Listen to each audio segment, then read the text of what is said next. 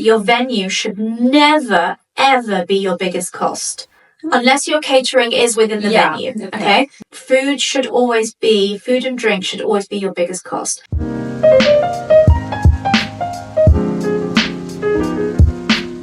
Morning everyone, welcome to our coffee morning sessions. We're super excited to get chatting about different things about the wedding industry and how we can help you further. As a wedding professional, what do you think sometimes couples overlook, or probably not being in the industry, what do they not think is important but actually they should look into, and what is your advice to them whenever they're coming about questions and So budget-wise, the way I work is I'm very, very transparent with the budget.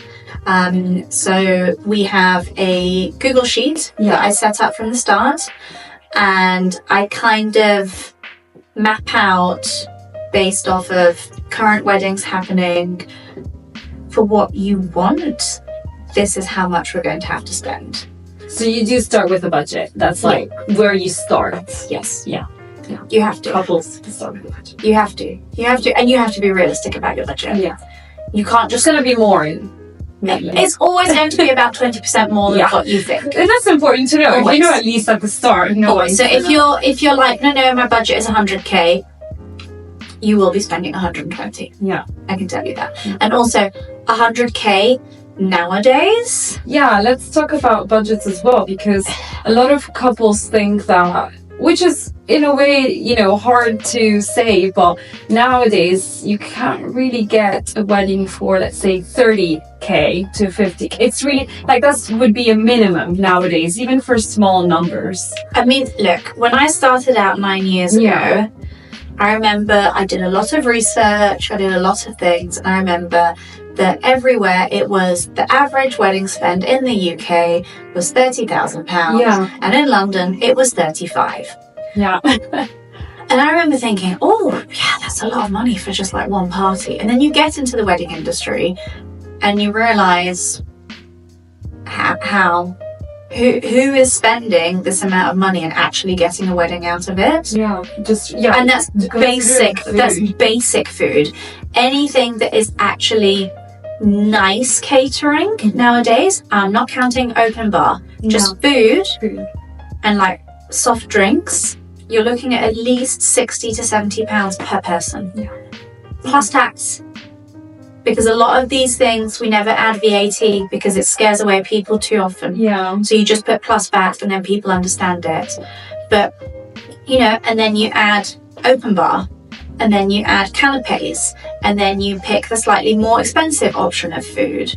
And then all of a sudden, basically, on a day, the biggest bill should be your catering.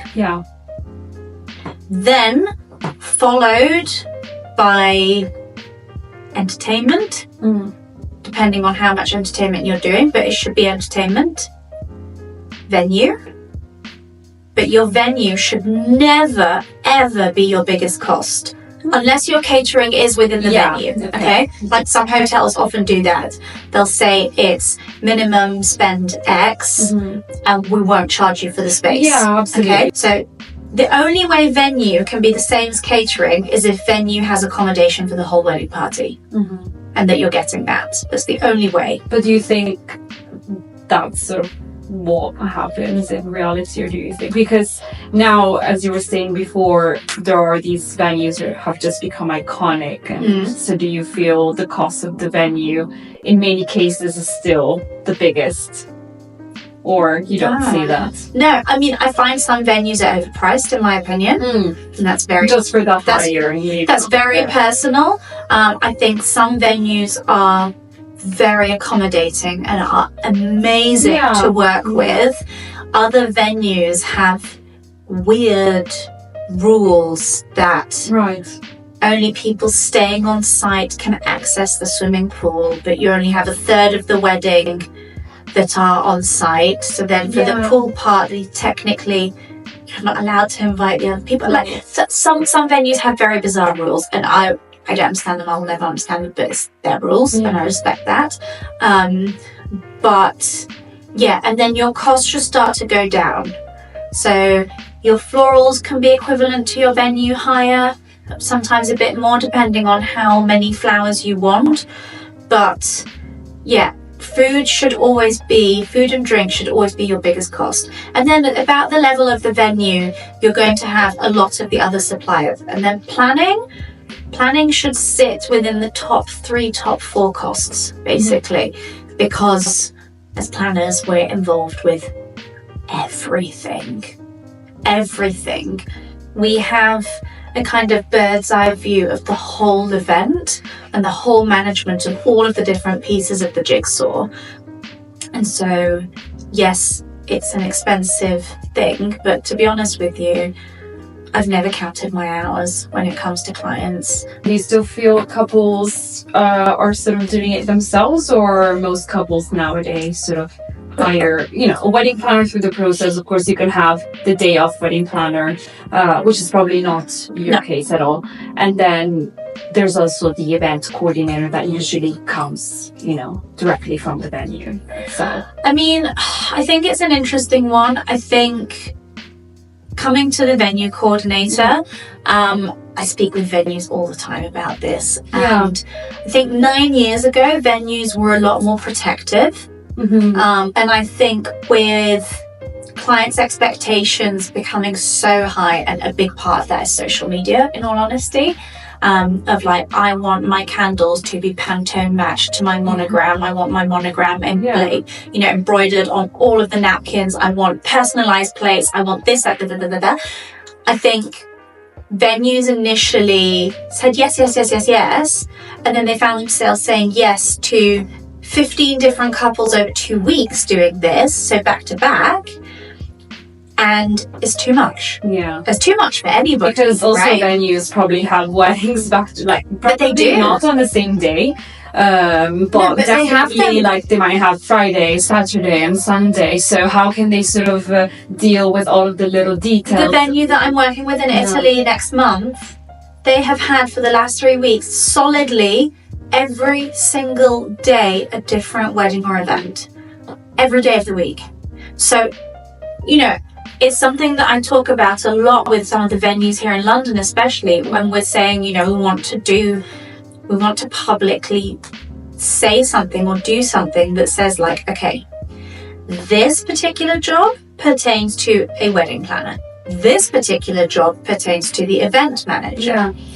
This job kind of shared, but they're very different jobs, and then in terms of ultimately, yes, you've hired the venue, but ultimately the event manager from the venue is paid by the venue. Their job is to defend the venue, is to respect the venue. They will obviously respect you as a client, but their job is, and their boss is, the venue. So there are only so many ways that you can get stuff out of them if you're not using a planner, basically. Then on the day coordination is a great option for people who can't afford a full-time planner and just need to pass off the information to somebody else to run the day. The big reason why I have never done it, I've been asked to do it multiple times, but I'm very strict on this, is my reputation is everything. I cannot take the risk of being passed information that has been gathered by somebody else who is not a professional in this field, spend 3 weeks trying to meet, chat with, understand a timeline that has been put together by somebody else who doesn't understand timelines, coordinating logistics, deliveries, drop-offs, pickups, dismantling, etc., with florists, AV, bands, cake people, etc., understanding and making sure that the catering has received all of the allergens, the table plan, everything. Something goes wrong on the day, I cannot be held liable for that if I have not been planning the whole thing. It seems very difficult to jump in sort of like last minute. There's some amazing companies that specialize in that, and they are so good at it, and I admire them for doing it, but it just is not my thing.